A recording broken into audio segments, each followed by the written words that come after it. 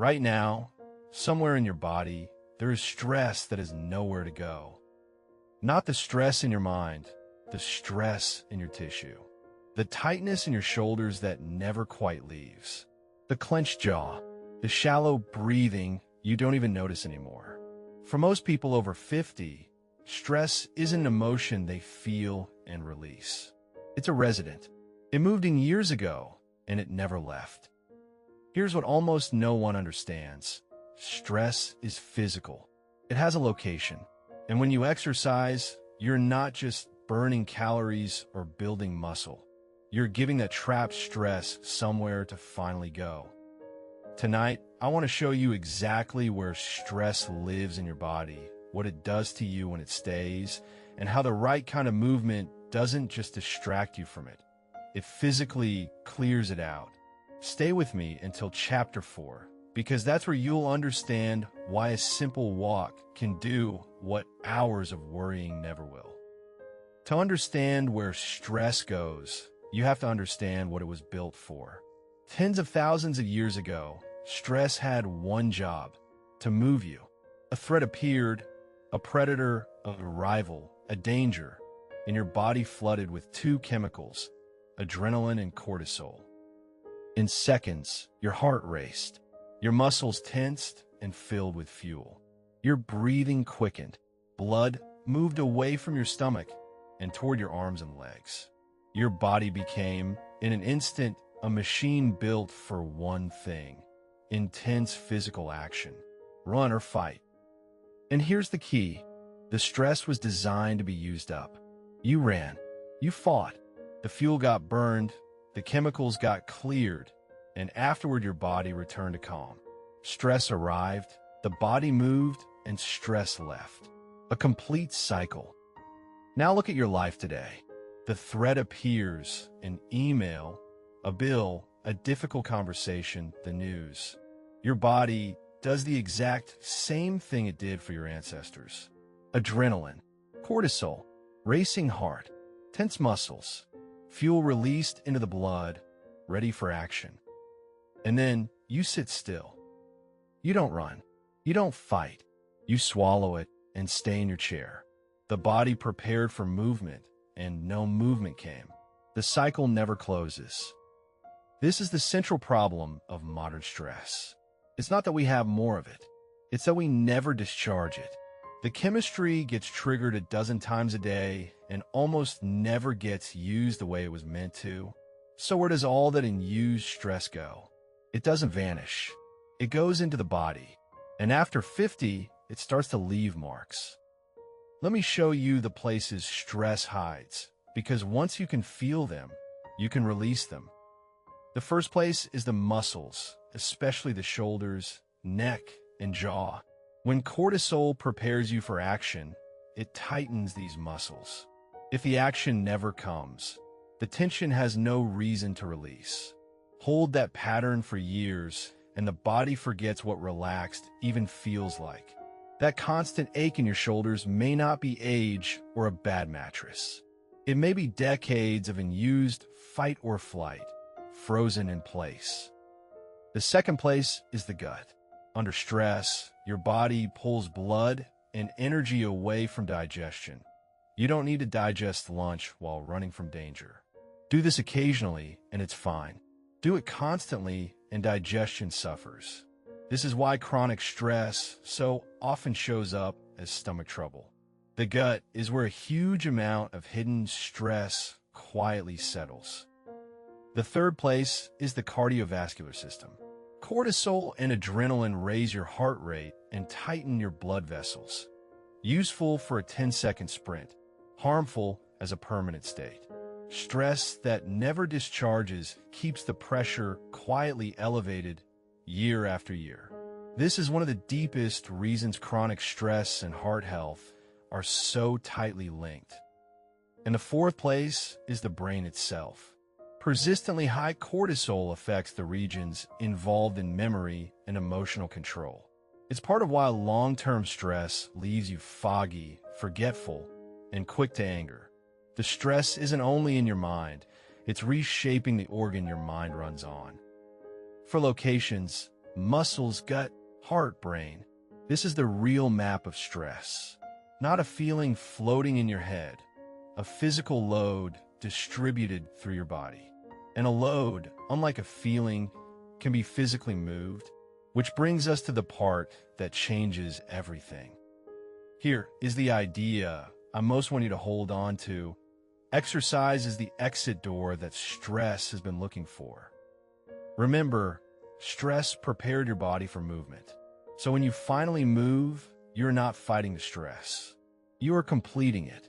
You're giving the body the exact thing it was screaming for. The fuel that cortisol released into your blood finally gets burned. The tension finally has a reason to release. The cycle your ancestors closed by running, you close by moving. This is why exercise feels different from every other stress remedy. Distraction covers stress. A drink numbs it, but movement metabolizes it. It physically processes the stress chemistry and clears it out. When people say they feel lighter after a walk or a workout, they're describing something real. They have literally discharged a biological load. And then the body does something generous. After you move, it releases a wave of different chemicals, endorphins, and others that calm a nervous system. Your heart rate settles lower than before.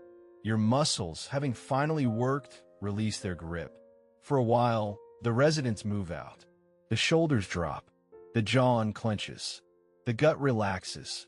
This is not a metaphor. This is your physiology completing a cycle it has been stuck in, sometimes for years. Now, this does not require punishing exercise. In fact, for clearing stress, gentler often works better than harder, especially after 50.